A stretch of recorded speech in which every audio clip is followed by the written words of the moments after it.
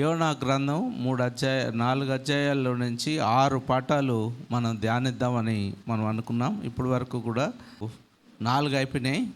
ఇది 5వ పాఠం. మొదటిది యోనా యొక్క అవిధేయత, మొదటి వచనం నుంచి మొదటి అధ్యాయం మొదటి వచనం 3 వచనం వరకు. రెండోది యోనా ఆవిష్కరణ, డిస్కవరీ, యోనా యొక్క డిస్కవరీ. ఇది 1వ అధ్యాయం 4వ వచనం నుంచి 16వ వచనం వరకు మనం చూసాం. మూడవది యోనా యొక్క మరణం,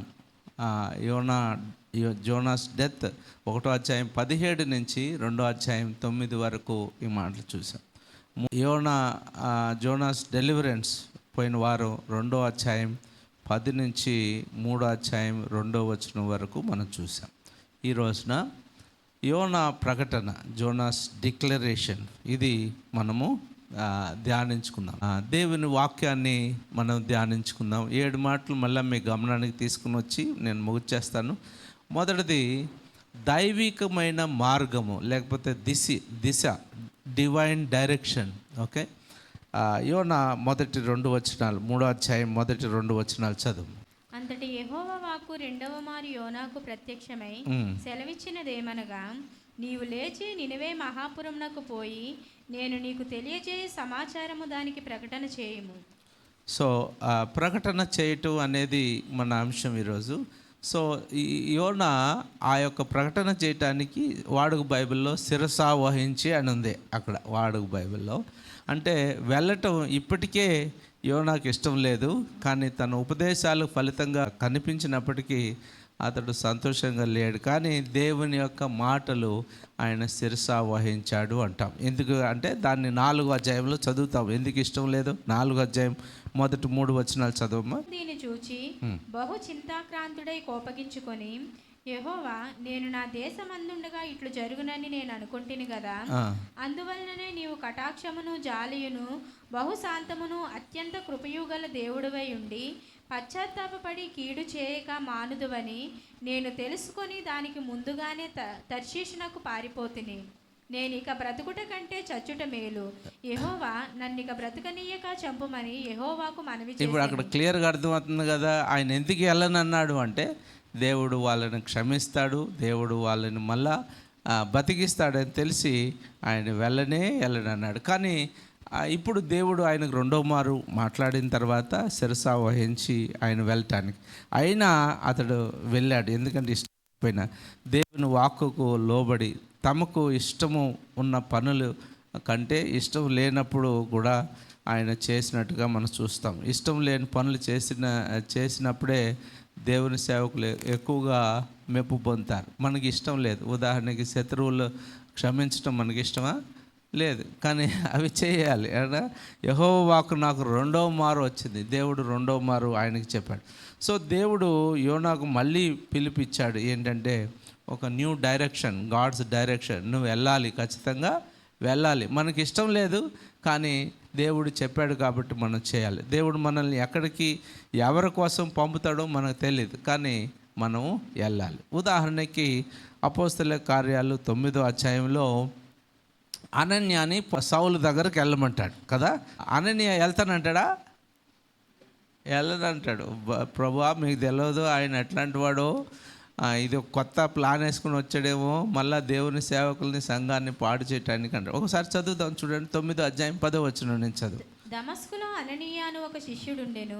ప్రభువు దర్శనమందు అననీయ అని అతనిని పిలువగా అతడు, ప్రభువా, ఇదిగో నేనున్నానెను. అందుకు ప్రభువు, నీవు లేచి తిన్ననిది అనబడిన వీధికి వెళ్ళి యూదా అనువాని ఇంట తార్సువాడైన సౌలు అనువాని కొరకు విచారించుము. ఇదిగో అతడు ప్రార్థన చేయుచున్నాడు. అతడు అననీయ అని ఒక మనుష్యుడు లోపలికి వచ్చి తాను దృష్టి పొందినట్లు తల మీద చేతులుంచుట చూచియున్నాడని చెప్పెను. అందుకు అననీయ, ప్రభువా, ఈ మనుష్యుడు యెరూషలేములో, చూడండి అట్లా ఆ మాట గమనించండి. ప్రభువా, ఈ మనుష్యుడు ఎలాంటి వాడు? యెరూషలేములో నీ పరిశుద్ధులకు ఎంతో కీడు చేసి ఉన్నాడని అతని గూర్చి అనేకుల వలన వింటిని. ఇక్కడను నీ నామమును బట్టి ప్రార్థన చేయు వారిని అందరినీ బంధించుటకు అతడు ప్రధాన యాజకుల వలన అధికారము పొంది ఉన్నాడని ఉత్తరమిచ్చాను. అందుకు ప్రభువు, నీవు వెళ్ళుము, అన్యజనుల ఎదుటను రాజుల ఎదుటను ఇశ్రాయేలీయుల ఎదుటను నా నామము భరించుటకు ఇతడు నేను ఏర్పరచుకొనిన సాధనమై ఉన్నాడు. ఇతడు నా నామము కొరకు ఎన్ని శ్రమలను అనుభవింపవలనో నేను ఇతనికి చూపుదునని అతనితో చెప్పాను. చాలా మంది థ్యాంక్ యూ. సో అననీయాకి ఇష్టం లేదు కదా, అననీయాకి ఇష్టం, ఎవరికి ఇష్టం ఉండదు కదా, చంపేవాడి దగ్గర బొమ్మంటే ఎవరికైనా ఇష్టం ఉంటుందా? ఆల్రెడీ ఆయన చరిత్ర అంతటి కూడా క్రైస్తవులకు అందరికీ సంఘాలన్నిటికీ తెలుసు. మళ్ళీ ఇప్పుడు దేవుడు ఆయన అంటే మరి వెళ్ళటానికి ఇష్టపడలేదు, కానీ దేవుడు చెప్పాడు కాబట్టి అననీయ వెళ్ళాడు. కొన్నిసార్లు మనకి ఇష్టం ఉండదు. ఉదాహరణకి అబ్రహాముని దేవుడు వెళ్ళమంటాడు. అబ్రహాము మీ యొక్క నాన్న వ్యాపారాన్ని మీ స్థలాన్ని వదిలిపెట్టి వెళ్ళమంటాడు. సో అబ్రహాముకి ఇష్టం లేదు, ఎందుకంటే మంచి కంఫర్ట్ జోన్లో ఆయన ఉన్నాడు. ఆ కంఫర్ట్ జోన్లో ఒకసారి 12:1 చదవండి, ఆదికాండం 12:1. యెహోవా, నీవు లేచి నీ దేశము నుండి నీ బంధువుల యొద్ద నుండి నీ తండ్రి ఇంట నుండి బయలుదేరి నేను నీకు చూపించే దేశమునకు వెళ్ళుము. చాలేమ్మా, ఓకే. సో అక్కడికి వెళ్ళమంటే ఎక్కడికి వెళ్తున్నామో తెలియదు, ఎన్ని రోజుల ప్రయాణం తెలియదు. It was not a positive trip. అంటే ఏదో హనీమూన్ ట్రిప్ లాగా లేదా ఎక్స్కర్షన్ ట్రిప్ లాగా లేదు కదా. ఎక్కడికి వెళ్తున్నామో తెలియదు, ఎక్కడ ఉంటామో తెలియదు, ఏంటి అసలు ఏం పని తెలియదు. కానీ దేవుడు చెప్పాడు కాబట్టి అబ్రహాము వెళ్ళాడు. కొన్నిసార్లు మనకు నచ్చదు కానీ వెళ్ళాలి, కొన్నిసార్లు మనం చేయటానికి ఇష్టపడదు. మళ్ళీ చెప్పి ఇంకొక ఉదాహరణ చూడండి, ఇంకొక ఉదాహరణ మోషే ఆ యొక్క అరణ్యంలో దేవుడు కనపడి ఏమంటాడంటే, నిన్ను ఫరో వద్దకు పంపుతాను అంటాడు. మోషేకి ఇష్టమా? ఎన్ని సాకులు చెప్తాడు అక్కడ, 7 సాకులన్నా మనం రాసుకోవచ్చు. ప్రభువా నేను కాదయ్యా ఇంకొకరిని పంపు అంటాడు, నేను నత్తోడిని అంటాడు, లేదా నాకు మాటలు రావండి, చాలా ఎక్స్క్యూజెస్ చెప్తాడు. It was not a positive. చదవండి నిర్గమకాండం 3:4 చదువు. నిన్ను చూచుటకు అతడు ఆ తట్టు వచ్చుట యెహోవా చూచెను. దేవుడు ఆ పదనడుగు నుండి మోషే మోషే అని అతనిని పిలిచెను. అందుకతడు చిత్తము ప్రభువా అనెను. 10 చదివేసేమో, నేను నిన్ను ఫరో యొద్దకు పంపుతాడు అన్నమాట. కాగా రమ్ము, నిన్ను ఫరో యొద్దకు మాట చూడండి. ఇప్పుడు ఎక్కడి నుంచి పారిపోయాడు? ఫరో దగ్గర నుంచే పారిపోయాడు. ఇప్పుడు ఎక్కడికి పంపుతానంటాడు? ఫరో యొద్దకు. ఎవరికైనా ఇష్టమా? ఎవరికి ఇష్టం లేదు, కానీ దేవుడు చెప్పాడు కాబట్టి ఆయన వెళ్ళాడు. కొన్నిసార్లు చాలామంది మనకు దేవుడు చెప్తాడు, మీరు వెళ్ళి సమాధాన పడండి, వాళ్ళతో కొట్లాడి వచ్చారు, మీరు వెళ్ళి వారికి రాజీ చెప్పండి, సారీ చెప్పండి అంటే ఎవరికైనా ఇష్టమా? వాళ్ళే రావాలి నా దగ్గరకు, నేను ఎందుకు పోవాలంటాం కదా. కానీ దేవుడు అన్న మాట ఏంటంటే నువ్వు ఖచ్చితంగా వెళ్ళాలి. సో ఇక్కడ పాఠం ఏంటంటే, దేవుడు మనల్ని తన వాక్య ప్రకారము ఆయన మార్గనిర్దేశం చేసినప్పుడు తప్పకుండా వెళ్ళాలి. వెళ్ళకపోతే యోనాకు తోలు తీసినట్టు మనకు కూడా తోలు తీసన్నా పంపుతాడు, ఖచ్చితంగా పంపుతాడు. కాకపోతే మంచిగా చెప్పినప్పుడు వెళ్ళాలి, లేకపోతే మళ్ళా కష్టం కదా. మోషేని ఒక్కడనే పంపాలనుకున్నాడు దేవుడు, కానీ అహరోను కూడా దేవుడు పంపించాడు. కాబట్టి మనం దేవుని మాటలు మనం వినాలి. సో ఈరోజు దినాన యోనాకు ఒక ప్రత్యేకమైన పిలిపిచ్చాడు, నువ్వు వెళ్ళి వాళ్ళకు ప్రకటన చేయమన్నారు. కాబట్టి మనకు కూడా దేవుడు ఒక ప్రత్యేకమైన పిలుపు, దైవికమైన మార్గపు పిలుపు దేవుడు ఇస్తున్నాడు. ఆ దైవిక మార్గాన్ని మనం ఎంచుకోవాలి. మనకు నచ్చవు కదా కొన్ని హ్యూమన్ బిహేవియర్, మానవ నైజం ఏంటంటే అందరూ మనం పొగిడే వాళ్ళే మనకి ఇష్టం, మన గురించి చెడ్డగా చెప్పేవాళ్ళు మనకి ఇష్టమా? లేదు. కానీ వాళ్ళని కూడా దేవుడు మనల్ని ఏమంటున్నాడు? ప్రేమించాలి. వాళ్ళు మనం మంచి కోరి వారు చెప్తూ ఉన్నారు. కాబట్టి మొదటి పాఠం, దేవుని యొక్క మార్గనిర్దేశకాన్ని మనం అంగీకరించాలి. ఎక్కడికి వెళ్ళమంటే అక్కడికి, ఏం చేయమంటే అది చేసేవారిగా మనం ఉండాలి. రెండవది, యోనా ఒక దృఢమైనటువంటి విధేయత చూపించారు. ఓకే, అంటే డిసిజివ్ ఒబీడియన్స్, ఒక దృఢమైనటువంటి 3వ వచనం చదువుతాం చూడండి. 3వ అధ్యాయం 3వ వచనం. యెహోవా సెలవిచ్చిన ఆజ్ఞ ప్రకారము నినవే పట్టణమునకు పోయెను. నినవే పట్టణము దేవుని దృష్టికి గొప్పదై 3 దినముల ప్రయాణమంత పరిమాణము గల పట్టణము. సో ముందు యోనా పారిపోయాడు, కానీ ఇప్పుడు విధేయుడయ్యాడు.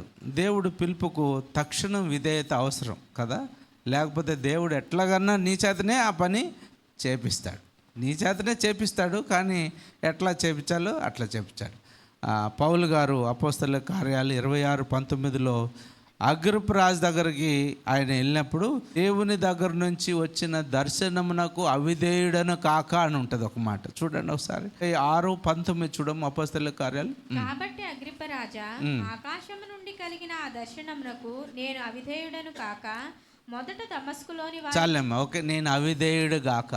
సో మనం దేవుని దర్శనానికి, దేవుని యొక్క మార్గాలకి, దేవుని యొక్క పిలుపుకు, దేవుని యొక్క మాటకు విధేయత చూపేవారముగా ఉండాలి.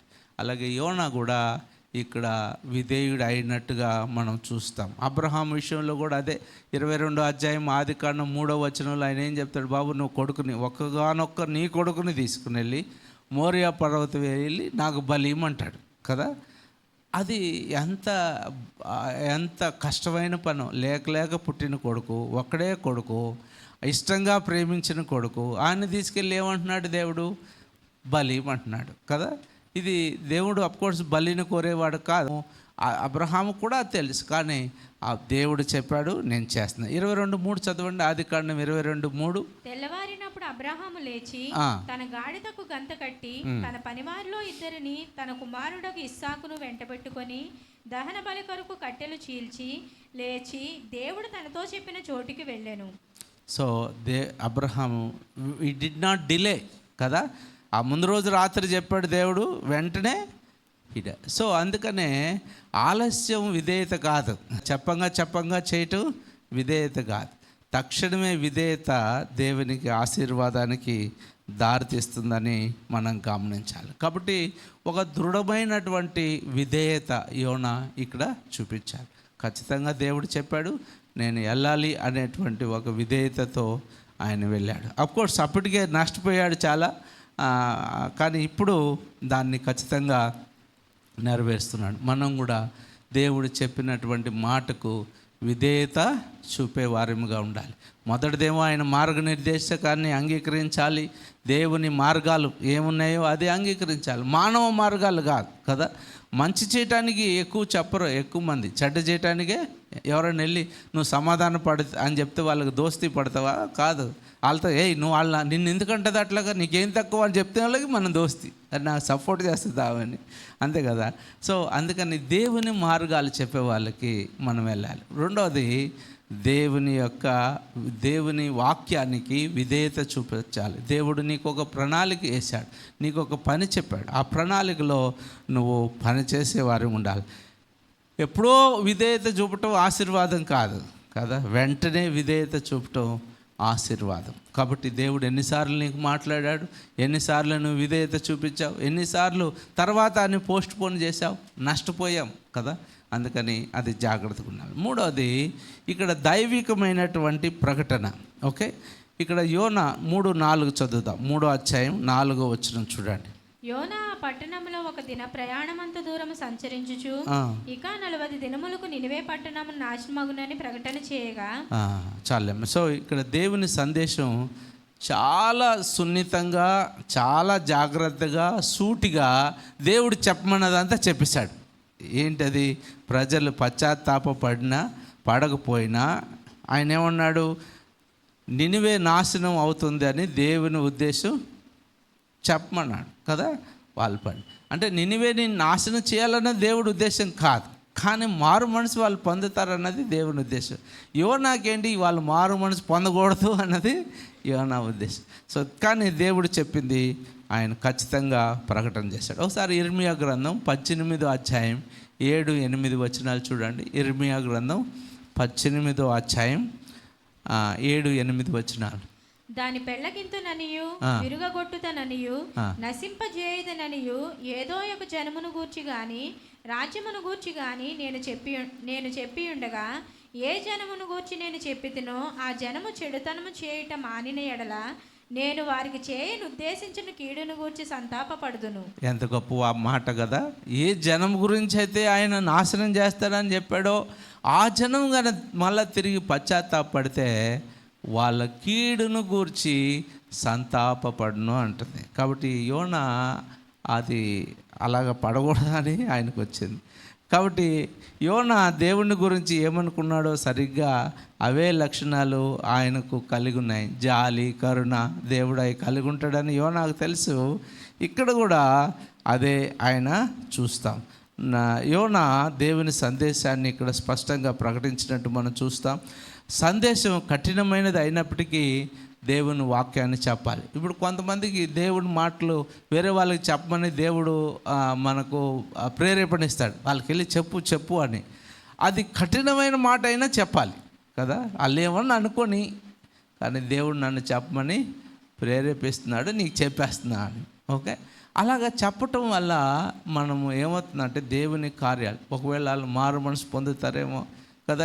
హెజ్కేలు గ్రంథంలో ఒక మాట చదివే కదా, దుర్మార్గుని చూసి నువ్వు వాడికి వాక్యం చెప్పకపోతే వాడు ఖచ్చితంగా నశించినప్పుడు ఆ రక్తానికి నువ్వు ఉత్తరవాది అవుతావు అన్నాడు. అది చెప్తే నువ్వు ఉత్తరవాది కాబట్టి, సో మనం దేవుడు చెప్పమన్న మాట మనం వాళ్ళకి చెప్పేసే వారముగా ఉండాలి.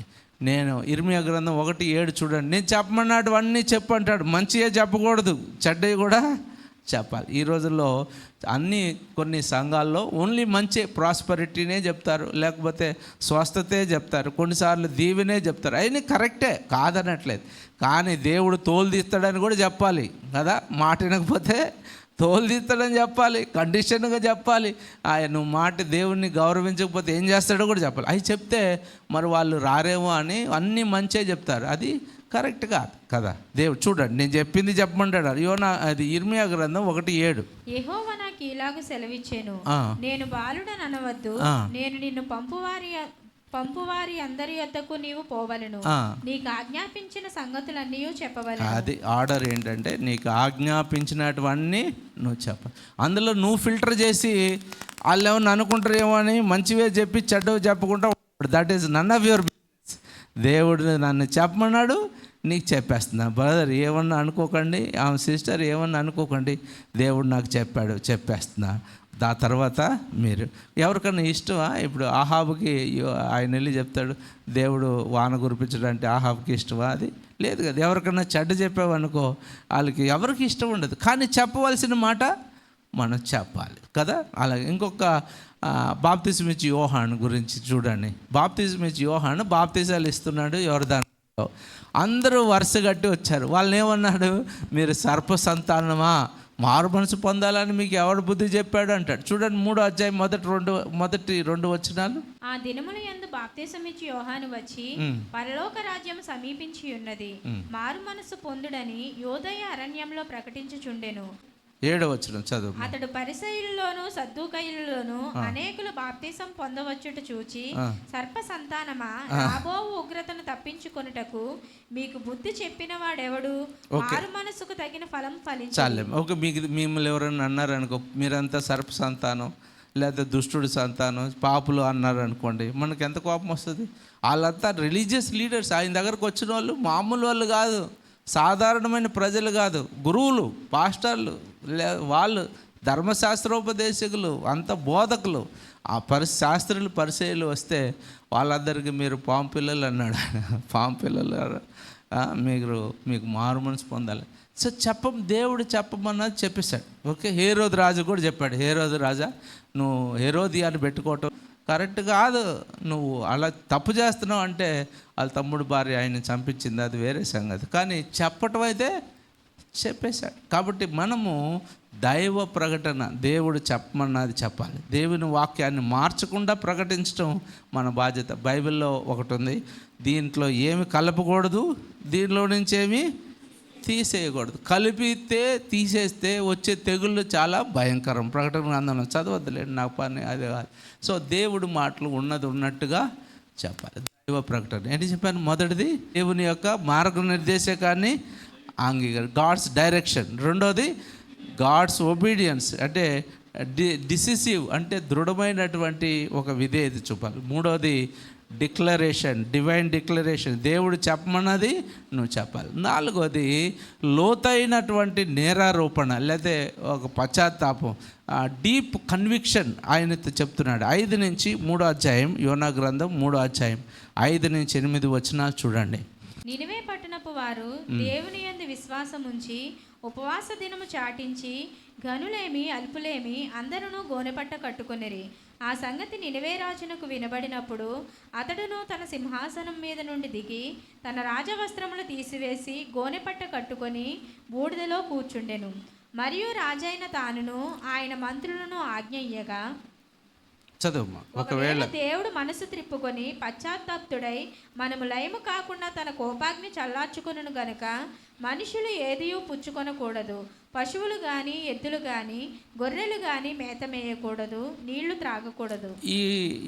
ఈ యొక్క నినివే రాజు క్రైస్తవుడు కాదు, యూదుడు కాదు కదా, అన్యుడు. కానీ దేవుని వాక్యం ఆయనకి ప్రకటించినప్పుడు అందరూ కూడా ప్రజలందరూ స్వచ్ఛందంగా మారు మనసు పొందితే, అంటే పశ్చాత్తాపడి ప్రార్థన చేస్తుంటే రాజుగారికి వినపడిందంట. దేవుని యందు విశ్వాసం ఉంచి ఉపవాసం ఉంచి ప్రార్థన చేస్తున్నారని ఆయన కూడా తెలుసుకొని ఆయన తన సింహాసనం దిగి బట్టలు మార్చుకొని బూడిద గోనెపట్టు కట్టుకొని బూడిద కట్టుకొని. సో ఆయన అన్యుల పైన దేవుని తీర్పు 7 కారణాలు నేను త్వరగా చెప్పేసి 7 reasons why God will judge gentiles. మొదటిది, వారు నా ప్రజల కోసం చీట్లు వేశారు అంటాడు. యోవేలు గ్రంథం 3:3 చూడండి. దాంట్లో 3 మాటలు ఉన్నాయి, 4 మాటలు యాక్చువల్లీ 4 మాటలు. యోవేలు గ్రంథం 3:3 చదవండి. వారు నా జనుల మీద చీట్లు వేసి వేశ్యకు బదులుగా ఒక బాలుని ఇచ్చి ద్రాక్షారసము కొనుటకై ఒక చిన్నదానిని ఇచ్చి త్రాగుచూ వచ్చిరి కదా. నేను 3 మాటలు అక్కడ మీరు అంటారు, నా ప్రజలు కోసం చీట్లు వేశారు. ఓకే, మొదటి చీట్లు వేశారు. రెండోది, వారు అబ్బాయిల్ని అంటే బాలులను వేశ్యలుగా అమ్మేశారు. మూడోది, వారు ద్రాక్షారసం కోసం కూతుళ్ళను అంటే చిన్నదాన్ని అమ్మేశారు. ఓకే, వారు త్రాగుచూ వచ్చిరి అంటాడు. వాళ్ళకి ఏం కావాలి, పిల్లల్ని అమ్మేసేయచ్చు, లేకపోతే బానిసలుగా ఇచ్చేయచ్చు, కానీ వాళ్ళకి ఏం కావాలి, తాగుడు కావాలి. ఈ రోజుల్లో స్త్రీలే కాదు వేశ్యలుగా పురుషులు కూడా ఉన్నారన్న సంగతి మీకు తెలుసా? అలాగా ఈ దినాల్లో కూడా బాలులను వేశ్యలుగా అమ్మేశారట. ఎంత ఇదో చూడండి. సో ఆయన 4 రీజన్స్ వాళ్ళ మీద తీర్పు తీస్తారు. 5వ వచనం చూడండి, 3 యోవేలు 3:5 2 మాటలు ఉన్నాయి అక్కడ. నా వెండిని నా బంగారమును మీరు పట్టుకొని పోతిరి, నాకు ప్రియమైన మంచి వస్తువులను పట్టుకొని పోయి మీ గుళ్ళలో ఉంచుకుంటారు. సో ఇక్కడ 2 విషయాలు, వారు నా వెండి బంగారాలు తీసుకెళ్లారు, దేవుని దగ్గర ఉండవలసింది వాళ్ళు తీసుకెళ్లారు. 6వది, వారు నా ప్రియమైన మంచి వస్తువులను విగ్రహాల గుళ్ళో పెట్టారు. దేవుని మందిరంలో ఉండవలసినటివి వాళ్ళు విగ్రహాలు పెట్టారు. ఇంకొకటి 7వది 6వ వచనం చూడండి, 3:6 యోవేలు. యూదా వారిని యెరూషలేము పట్టణపు వారిని తమ సరిహద్దులకు దూరంగా నివసింపజేయుటకై మీరు వారిని గ్రేకీయులకు అమ్మివేసితిరి, మీరు చేసిన దానిని బహుత్వరగా మీ నెత్తి మీదకి రప్పించెదను. సో దేవుడు వారు నా ప్రజలను బానిసలుగా అమ్మివేశారు. Think about that. 7 కారణాలు. మొదటిది చీట్లు వేశారు, రెండోది అబ్బాయిల్ని వేశ్యలుగా అమ్మేశారు, మూడోది అమ్మాయిల్ని తాగుడికి అమ్మేశారు, 4వది వాళ్ళు తాగుతూ వచ్చారు, 5వది వెండి బంగారాలు వాళ్ళు తీసుకెళ్ళిపోయారు, దేవునికి చెందవలసింది వాళ్ళు తీసుకెళ్ళిపోయారు, 6వది విగ్రహాల గుడిలో పెట్టారు, 7వది మా ప్రజలను బానిసలుగా అమ్మేశారు. సో ఇది మనము గమనించాలి. కాబట్టి మనం తెలిసినంత వరకు పాత నిబంధన కాలం అంతట్లోనూ ఇలాంటిది ఎప్పుడూ జరగలేదు.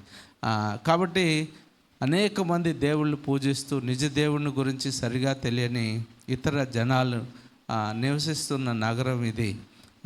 ఆ ప్రజలు ఏది నినివే పట్టణంలో రకరకాలైన దేవుళ్ళను ఆరాధించేవాళ్ళు. వాళ్ళందరూ కూడా యోనా బోధ విని దేవుని వైపు తిరగటం అంటే ఒక గొప్ప అద్భుతం. It is not easy. సాక్షాత్తు యేసు ప్రభు బోధిస్తేనే ఎంతమంది రక్షింపడ్డారు? యేసు ప్రభు బోధిస్తే ఎంతమంది రక్షింపడ్డారు? యూదా పట్టణంలో ఈ విధంగా వాళ్ళు చేయలేదు. ఆయన బోధించినప్పుడు ఈ గలిలయ ప్రాంతాలు అందరూ ఒకరోజైతే ఆయన అందరూ వదిలేసి వెళ్ళిపోయారంటారు కదా. ఎవరు కొంతమంది ఉంటే మీరు కూడా వెళ్ళండి బాబు, యేసు ప్రభు బోధిస్తేనే అందరు రాలేదు. అంత కఠినంగా ఉన్నవాళ్ళు ఈ దినాన మనము యోనా ప్రకటిస్తే దేవుడు ఆ దేశం అందరూ బాలురేమి పెద్దలేమి రాజులు కూడా వస్తారు. యోనా వాక్యానికి ప్రతిస్పందనగా ప్రజలు ఏం చేశారు? పశ్చాత్తాపడ్డారు. ఓకే, వాళ్ళు పశ్చాత్తాపడి మరి నిజమైనటువంటి పశ్చాత్తాపం హృదయంలో నుంచి వస్తుంది. ఇట్స్ నాట్ షో ఆఫ్ కదా. తప్పిపోయిన కుమారుడు గురించి నిజమైన పశ్చాత్తాపం పడ్డాడు, వాడికి బుద్ధి వచ్చినప్పుడు అని ఉంటుంది కదా. నిజమైన పశ్చాత్తాపం. మా ఇంట్లో చాలామంది పనులు ఉన్నారు, వాళ్ళకి ఫుల్ ఆహారం దొరుకుతుంది. కనీసం మా ఇంటికి తిరిగి వెళ్ళి నేను కుమారుడు కాకుండా మా ఇంట్లో పనులలాగా నేను ఉంటే కనీసం కడుపు నిండా భోజనం దొరుకుతుందా అన్న ఉద్దేశంతో ఆయన తిరిగి వచ్చాడు. That is a real repentance కదా. అతడు బుద్ధి వచ్చినప్పుడు, చాలామందికి ఆ బుద్ధి రావాలి అప్పటి వరకు. యోనాకు కూడా బుద్ధి ఎప్పుడు వచ్చిందంటావు? తోలు తీస్తే బుద్ధి వచ్చింది. కొన్నిసార్లు నష్టపోతే బుద్ధి వస్తుంది, కొన్నిసార్లు మన కష్టాలు వస్తే బుద్ధి వస్తుంది కదా. ఈయనకి కూడా తినటానికి తిండి లేనప్పుడు బుద్ధి వచ్చింది. 15-17 చదవండి, లూకాసు వార్త 15-17. అయితే బుద్ధి వచ్చినప్పుడు వాడు, నా తండ్రి యొద్ద ఎంతో మంది కూలివాంటకు అన్నము సమృద్ధిగా ఉన్నది, నేనైతే ఇక్కడ ఆకలికి చచ్చిపోవచ్చున్నాను. సో చాలమ్మా. సో మనకు బుద్ధి రావాలి, మారు మనసు పొందాలి అంటే బుద్ధి రావాలి. ఆ బుద్ధి వచ్చినప్పుడు ఆయన వచ్చాడు. 2వ దినవృత్తాంతాలు 7:14 మనందరికీ తెలిసిన ఫేమస్ వచనం. నా పేరు పెట్టబడిన నా జనులు తమను తాము తగ్గించుకొని ప్రార్థన చేసి నన్ను వెదకి తమ చెడు మార్గాలు విడిచిన ఎడలా ఏమంటున్నాడు? ఆకాశం నుండి నేను వారి ప్రార్థన విని వారి పాపలను క్షమించి వారి దేశమును. ప్రేమైన దేవుని బిడ్డలారా, దేవుని దగ్గరకు తిరిగితే నువ్వెంత ఘోర పాపాత్ముడు అయినా నువ్వు దేవుని వైపు తిరిగి పశ్చాత్తాపడితే దేవుడు నిన్ను కనికరించడానికి, క్షమించడానికి ఇష్టపడుతున్నాడు. సో ఆ నినివే ప్రజలందరూ కూడా డీప్ కన్విక్షన్. యోనా చెప్పింది ఒకసారి నేను చాలా చిన్నప్పుడు స్కైలాబ్ పడుతుందని చెప్పారు. స్కైలాబ్ పడుతుందని చెప్పి రేపటికి అందరూ చచ్చిపోతామంటే అందరూ కోసుకొని తినేసి డబ్బులన్నీ కూడా అన్నీ చేశారు. స్కైలాబ్ పడలేదు చాలా కాలం. 85లోనూ 87లోనూ సంవేర్. నేను చాలా చిన్న ఉన్నప్పుడు స్కైలాబ్ పడుతుందంటే అందరూ నాశనం అయిపోతుంది అన్నారు. అదేం పడలేదు కదా. కానీ డబ్బులందరూ వీళ్ళు తినటం తాగటం అన్నీ చేసేసారు.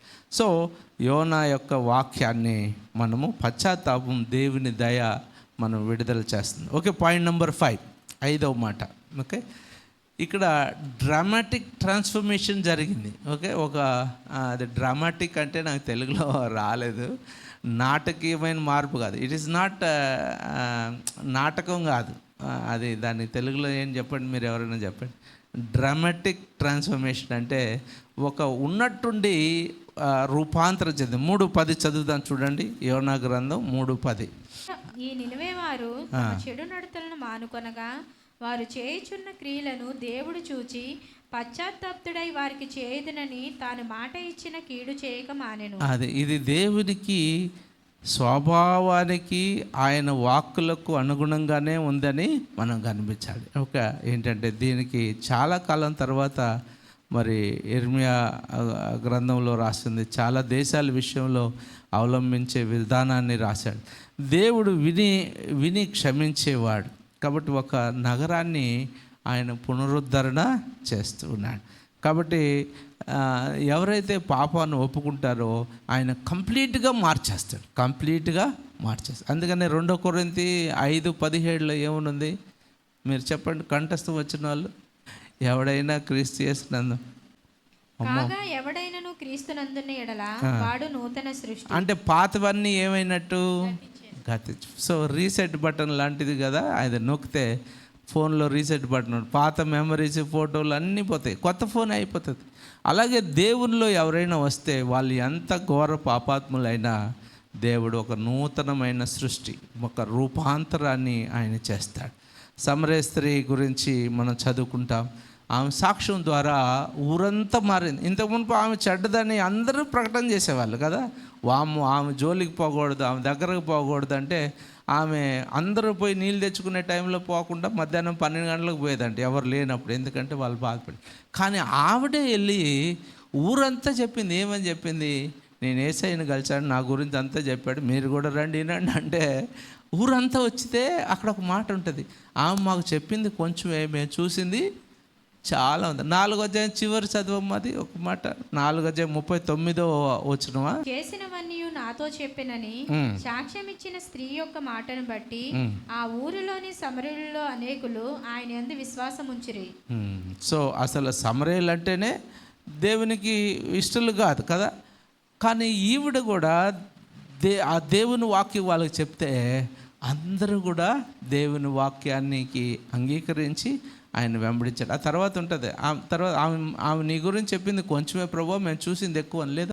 ఆయన మాటలు విన్నందున ఇంకను అనేకులు నమ్మి ఆ స్త్రీని చూచి ఇక మీదట నీవు చూడండి మాటను బట్టి కాక చూడండి నువ్వు చెప్పిన మాటను బట్టి కాక మా మట్టుకు మేము విని ఈయన నిజముగా లోకరక్షకుడు అని తెలుసుకొని నమ్ముచున్నామని. అసలు నువ్వు చెప్పింది కొంచెమేనమ్మా, నీ మాట ప్రకారం కాక మేమే వచ్చి ఆయన దగ్గర ఇన్ని ఆయనే లోకరక్ష. అందుకనే దేవుని వాక్యం ప్రజల జీవితాలను మార్చగలిగే శక్తి దేవుని వాక్యానికి ఉంది. అందుకనే ఎప్పుడైనా దేవుని వాక్యాన్ని ప్రకటన చేయాలి కదా. దేవుని వాక్యం జీవము కలిగినది, దేవుని వాక్యం రెండంచులు గల ఖడ్గం. కాబట్టి దేవుని వాక్యం ప్రజల జీవితాలను మార్చగలదు.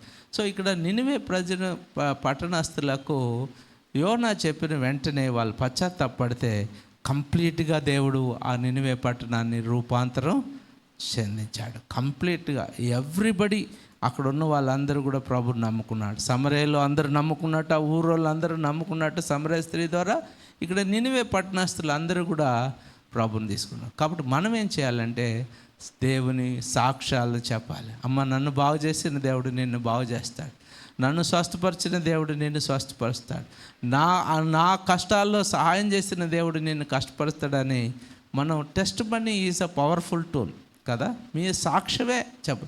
బైబిల్ తెలవనక్కర్లేదు, మరి చాలా వరకు చెప్పు. నీవు జీవితాన్ని దేవుడు ఎలాగో మార్చాడో అది నువ్వు ఇతరులకు చెప్పేవారిగా ఉండాలి. దేవుని వాక్యాన్ని ఇతరులకు ప్రకటించే వారిగా ఉండాలి. అలాగా ప్రకటించినప్పుడు దేవుని యొక్క ఆశీర్వాదాలు మనకు మెండుగా కుమ్మరిస్తాడు. కాబట్టి 6వ పాయింట్, ఇంకొక 2 పాయింట్ చెప్పి ముగిచ్చేస్తాను. 6వ పాయింట్, దైవికమైనటువంటి కరుణ లేకపోతే దేవుని యొక్క డివైన్ మెర్సీ.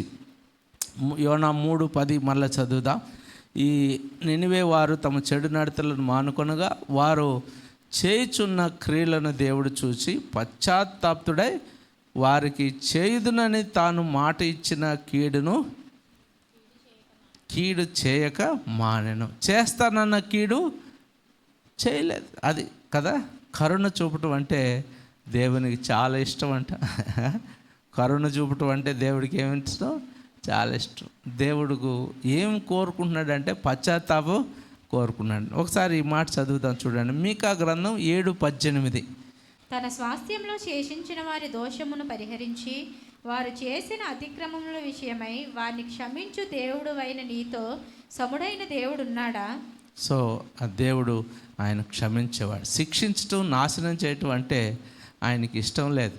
కానీ ఆయన కరుణ చూపటం అంటే ఆయనకు చాలా ఇష్టం. కాబట్టి శిక్షించే దేవుడుగా ఆయన ఉండట్లేదు, కానీ మనకు కరుణ చూపించే దేవుడుగా ఆయన ఉన్నాడు. కాబట్టి శిక్షించడం ఇష్టం లేదన్న మాట కూడా అక్కడ ఉంది. 48వ అధ్యాయం ఇర్మియా గ్రంథం 48, 31, 32 చూడండి. బట్టి మోయాబు నిమిత్తము నేను అంగలార్చుచున్నాను, మోయాబు అంతటిని చూచి కేకలు వేయుచున్నాను. వారు కీర్షరేషు జనులు లేకపోయిరని మొర్రపెట్టుచున్నారు. సిబ్మా ద్రాక్షావల్లి యాజేరును గూర్చిన ఏడ్పును మించున్నట్లు నేను నిన్ను గూర్చి ఏడ్చుచున్నాను. సో దేవుడు చాలా బాధపడుతున్నాడంట. కాబట్టి ఆయనకి వాళ్ళని శిక్షించటం ఇష్టం లేదు. కానీ మారు మనసు పొందితే రక్షిస్తామని అనుకుంటే వాళ్ళు మారు మనసు పొందట్లేదు. దేవుడు నాశనాన్ని రద్దు చేసి ఇక్కడ కరుణను ఆయన చూపించాడు. ఆయన ఉగ్రతను రద్దు చేసి ఆయన జాలిని, ఆయన దయను ఆయన చూపించాడు.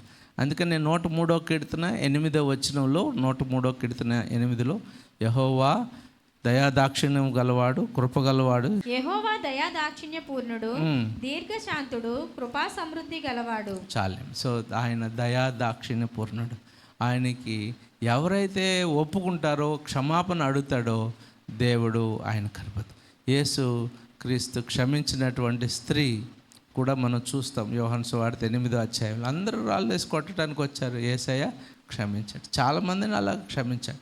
సో సందేశం ఏంటంటే దేవుడు న్యాయమైన వాడే, కానీ కరుణా సమృద్ధి కలిగిన వాడు. దేవుడు తీర్పు తీర్చేవాడే, దేవుడు ఉగ్రత చూపించేవాడే, కానీ మనం ఒప్పుకుంటే దేవుడు కరుణ చూపించేవాడు. ఇది నాన్న మన పాపాలు ఎంత పెద్ద అయినా, మన పాపాలు ఎంత ఘోరమైనటు అయినా ప్రభువా నేను పాపిని. నినివే ప్రజలు చాలా ఘోరమైన వారు, కానీ వాళ్ళని దేవుడు రక్షించిన దేవుడు మనల్ని రక్షిస్తారు. ఆయన దైవికమైన కరుణ, జాలి, కృప ఆయన మనకు అందుబాటులో ఉంది. ఏడవది, చివరిది, దైవికమైనటువంటి ఉజ్జీవం మనం అక్కడ చూస్తాం. ఎప్పుడైతే మారు మనసు ఉంటుందో ద డైనమిక్ రివైవల్ అక్కడ చూస్తాం. ఒక దైవికమైనటువంటి ఉజ్జీవం, లేకపోతే డైనమైట్ అంటే ఏంటి తెలుగులో? ఈ పేలితే ఎట్లా ఉంటుంది, అదే పదం అక్కడ. ఒక ఉన్నట్టుండి ఒక డైనమైట్ పేలినట్టుగా అక్కడ ఉజ్జీవం వచ్చింది. అలా గొప్ప ఉజ్జీవం వచ్చింది. యోనా 3:10 చూడండి. పశ్చాత్తాపడి చేయక ఈ నినివే వారు చెడు నడతలు మానుకొనగా వారు చేయుచున్న క్రియలను దేవుడు చూచి పశ్చాత్తాపుడై వారికి చేయుదునని తాను మాట ఇచ్చినది చేయక మానాడు. ఇది చరిత్రలోనే ఒక గొప్ప ఆత్మీయమైనటువంటి ఉద్యమం. ఒక నగరం మొత్తం దేవుని వైపు తిరగటం గొప్ప ఉద్యమం. అపోస్తలుల కార్యాలు 2:41 ఆయన పేతురు వాక్యం చెప్తే 3,000 మంది రక్షింపబడ్డారు కదా. అలాగే మరి ఫిలిప్ ప్రకటించినప్పుడు ఆ ఫిలిప్ పట్టణం అంతా అపోస్తలుల కార్యాలు 2:41 చదవము. కాబట్టి అతని వాక్యం అంగీకరించిన వారు బాప్తిసం పొందిరి. ఆ దినమందు ఇంచుమించు 3,000 మంది చేర్చబడిరి. సో ఒక ప్రసంగానికి 3,000 మంది రక్షింపబడ్డారు. అక్కడ యోనా ప్రసంగానికి ఆయన యాక్చువల్లీ అక్కడ రాసింది ఏంటంటే 3 దినములంత ప్రయాణం ఆ ఊరు. కానీ యోనా ఎంత దూరం వెళ్ళాడు? 1 దినమంత ప్రయాణమే వెళ్ళాడు. మళ్ళా ఆ మిగిలిన భాగాలకి ఎట్లా పోయింది ఆయన సందేశం? దూతలు ప్రకటించారా, లేకపోతే వాళ్ళే ఇతరులకు వెళ్ళి చెప్పారు? చూడండి, దూతలు ఇప్పుడు 1 దినమంతా ప్రయాణం యోనా వెళ్ళాడని రాస్తుంది కదా. ఆ ఊరు ఎంత దూరం, మొత్తం దేశం ఎంత, పట్టణం అంతా ఎంత దూరం? 3 దినాలంతా ప్రయాణం. కానీ ఈ 1 దినమంతా ప్రయాణంలోనే ప్రకటిస్తే మారు మనసు పొందటం ప్రారంభించారు. అది మెల్లిమెల్లిగా ఆ పట్టణం అంతా కూడా చదువు. మనుషులందరూ తమ దుర్మార్గములను విడిచి తాము చేయి బలాత్కారమును మానివేయవలను. మనుషులేమి పశువులేమి సమస్తమును గోనెపట్ట కట్టుకొనవలను. జనులు మనపూర్వకంగా దేవుని వేడుకొనవలను అని దూతలు నినివే పట్టణంలో చాటించి ప్రకటన చేసి. సో దేవుని యొక్క వాక్యం మనం కొంచెం చేస్తే చాలు, మిగిలింది దేవుడు చేస్తాడు. కాబట్టి మనం we have to stand they, మనం నిలబడాలి. మనం చేస్తే దేవుడు గొప్ప చేస్తాడు. ప్రియమైన దేవుని బిడ్డలారా, ఇది నాన్న మరి అపోస్తలుల కార్యాలు 8:8 కూడా చదువు. సమరయ అంతా కూడా దేవుని కార్యాలు చూసి గొప్ప ఉద్యమం వచ్చింది, సంబరం వచ్చిందంట. అపోస్తలుల కార్యాలు 8:8. అందుకు ఆ పట్టణంలో మిగులు సంతోషం కలిగెను. ఎందుకు కలిగిందంటే కుంటోళ్ళు నడుస్తున్నారు, గుడ్డోళ్ళు చూస్తున్నారు, గొప్ప అద్భుతాలు ఫిలిప్ ద్వారా దేవుడు చేశాడు. కాబట్టి ఇది నేను 7 మాటలు మీ గమనాన్ని తెచ్చాడు. ఒక మనిషి విధేయత ఒక జాతికి లేదా ఒక పట్టణాన్ని ప్రభావితం చూపించింది, ఒక దేశాన్ని. భారతదేశం మేలుకు పుస్తకంలో అయితే దేశం రక్షించబడ్డాయి. అది దేశం ఉజ్జీవింపబడింది. ఇవాన్ రాబర్ట్సన్ లాంటి వాళ్ళు ప్రార్థన చేసినప్పుడు వాళ్ళు గొప్ప స్కాట్లాండ్ అంతా కూడా దేవుని ఎరిగింది. కాబట్టి ఈ దినాల్లో మనం అలాంటి గొప్ప వారం కావాలని మన ప్రాంతంలో మనం నివసించే దగ్గర మనము దేవుని వాక్యానికి లోబడే ఉన్నది. రక్షణ యెహోవాదే. 9 చదువుమా, 2:9. యోనా గ్రంథం 2:9. కృతజ్ఞతాస్తుతులు చెల్లించి నేను నీకు బలులను నర్పింతును. నేను మ్రొక్కుకొనిన మ్రొక్కుబళ్లను చెల్లింపక మానను. యెహోవా యొద్దనే రక్షణ దొరుకును. So the salvation belongs to God. కాబట్టి ఆ salvation belongs to the lord. మనం ఏంది, రక్షణ దేవుడిదే. మనం ఓన్లీ చిన్న పని చేయాలి, దేవుడే మిగిలింది కాదు. నేను 7 మాటలు చెప్పాను, మరోసారి రిపీట్ చేసి నేను ముగిచేస్తాను. మొదటిది, నువ్వు దైవికమైన మార్గంలో వెళ్ళాలి. నీకు ఇష్టం వచ్చినా ఇష్టం లేకపోయినా దేవుని మార్గంలో నువ్వు వెళ్ళాలి, మొదటిది. రెండవది, దేవుడు చెప్పినప్పుడు పోస్ట్ పోన్ చేయక ఒక దృఢమైనటువంటి విధేయత చూపాలి. అంటే divine or decisive obedience, no compromising. దేవుడు చెప్పాడు, చేస్తాను, అది కష్టమైనా నష్టమైనా చేస్తాను. మూడవది, ఒక దైవికమైన ప్రకటన. దేవుడు చెప్పమన్నాడు, చెప్పాను. మంచిగా చెప్పకూడదు కదా, దేవుడు ఏం చెప్పమంటే అది చెప్పాలి. నాలుగోది ఆ లోతైనటువంటి ఒక పశ్చాత్తాపం, లేకపోతే లోతైనటువంటి ప్రజల పశ్చాత్తాపం మనం అక్కడ చూస్తాం. డీప్ కన్విక్షన్ మనం చూస్తాం. ఐదోది ఒక గొప్ప రూపాంతరం, పట్టణం అంతా కూడా మార్పు చెందటం, ఒక రివైవల్ మనం చూస్తాం, ట్రాన్స్ఫర్మేషన్ చూస్తాం. ఆరోది దేవుని యొక్క కరుణ, జాలి మనం చూస్తాం. ఏడోది ఒక శక్తిశీలకమైనటువంటి ఉద్యమం, ఇంత మునుపు ఎన్నడూ జరగనటువంటి ఉద్యమం, అన్య దేశంలో, అన్య పట్టణంలో, పట్టణం ప్రభువుని నమ్ముకోవటం. ఆ దినాన్ని చేసిన దేవుడు ఈ దినాన్ని చేయలేడా? ఈరోజు చేస్తాడు. కానీ ఆ యోనాలాగా మనం నిలబడాలి. మన ప్రాంతంలో మన ఉన్న దగ్గర మనం నిలబడితే దేవుడు ఈ దేశాన్ని గొప్ప ఉజ్జీవం తీసుకురావాలని ఆశపడుతున్నాడు, గొప్ప మార్పు తీసుకురావాలని ఆశపడుతున్నాడు, గొప్ప రివైవల్ తీసుకురావాలని. దానికి సాధనంగా నేను నిలబడతాను ప్రభా. అనేక పర్యాయాలు నాకు సిగ్గనో, మాట రాదనో, సాకులు చెప్తున్నామేమో. దేవుని వాక్యాన్ని ప్రకటించడానికి మనం ప్రకటించలేని వారిగా ఉన్నాము, చెప్పలేని వారిగా ఉన్నాము. ఈ దినాన దేవుడు నీ ద్వారా గొప్ప కార్యాలు చేయాలని, ఆ దినాన నినివే పట్టణంలో తీసుకొచ్చిన రివైవల్ మీ గ్రామంలో, మీ పట్టణంలో, మీ బస్తీలో తీసుకురావాలని ఆయన ఆశపడుతున్నాడు. దానికి చేయవలసిందంతా ఏంటంటే, యోనా ఏ విధంగా విధేయత చూపి వెళ్ళాడో, దేవుని వాక్యాన్ని ప్రకటించడానికి సిద్ధమయ్యాడో, మనం కూడా ఆ విధమైనటువంటి ఒక తీర్మానంతో ప్రకటన చేసినప్పుడు దేవుడు మిగిలిన కార్యాలు చేస్తాడు. మనం ఎవరిని మార్చలేమండి. We cannot convert anybody, we cannot convict anybody కదా. ఒకరిని ఒప్పింప చేయలేం, ఒకరిని మార్చలేం. అది మన వల్ల కాదు కదా. మనం చెప్పేవాళ్ళం మాత్రమే, కానీ దేవుడే ఆ యొక్క మార్పు తీసుకురాగలిగేవాడు. కాబట్టి దేవుడే ఆ రక్షణ యెహోవాదే. ప్రార్థన చేద్దాం.